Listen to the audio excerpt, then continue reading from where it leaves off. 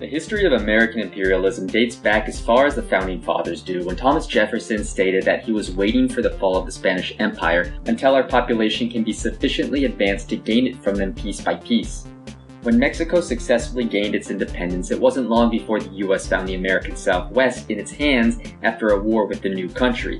Nearly 50 years later, after the US successfully defeated Spain in 1898, Jefferson's prophecy would once again come into play. One of the results of the Spanish-American War was that several Spanish colonies fell into American hands. Two of these were Cuba and the Philippines, and while the US made it clear that it wouldn't keep Cuba, the story of the Philippines was a bit different. Hi everyone, Thought Monkey here, and today I'll be talking about the Philippine-American War. The Philippines is a nation made up of many islands. During the age of exploration in the 16th century, the Portuguese explorer Ferdinand Magellan arrived on the islands and claimed them for Spain. Over the next 400 years, the Filipino people were subjugated to the rule of Spain, which had some ups and a lot of downs. Even before the US went to war with Spain and took possession of the Philippines, Filipino revolutionaries had already been struggling for independence from the big, bad Spanish Empire. And while at first many of them believed that the Americans were coming to liberate them from Spanish rule, it was clear that when they didn't allow the general of the revolutionary forces, Emilio Aguinaldo, and his troops to march to Manila alongside American troops, that the US had other ideas in mind. In October of 1898, a conference was held to determine the fate of the Philippines. The Americans were given three choices: to hand the islands back to Spain, to give the Philippines its independence, or to annex the territory.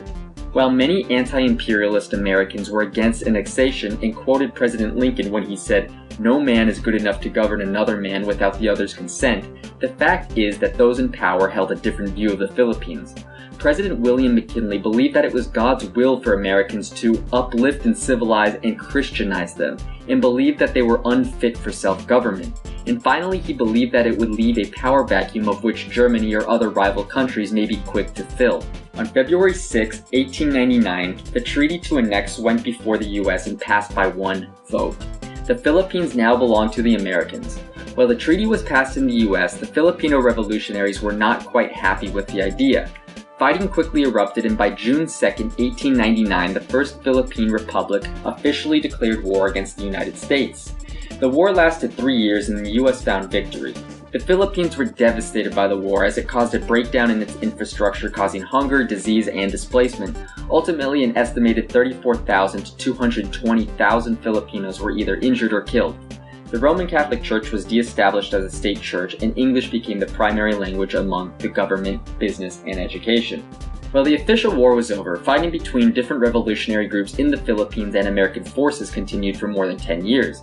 The issue was not necessarily that the US wasn't going to grant the Filipinos independence, but more about when and under what conditions. In July of 1902, the Philippine Organic Act stated that upon peace, a legislative government would be created containing a lower house which would be popularly elected by Filipinos and an upper house which would be appointed by the President of the United States.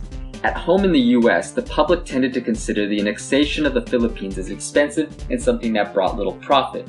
Moreover, Teddy Roosevelt said as early as 1901 that he wanted the Philippines to be able to self-govern, and by 1907 he said that he was ready to figure out a way to give the islands their independence. By 1916, the Jones Act was passed promising the eventual independence of the islands and created an elected Philippine Senate. And in the 1919 presidential election, Woodrow Wilson stated that his intention was to deprive ourselves of that frontier, the Philippines.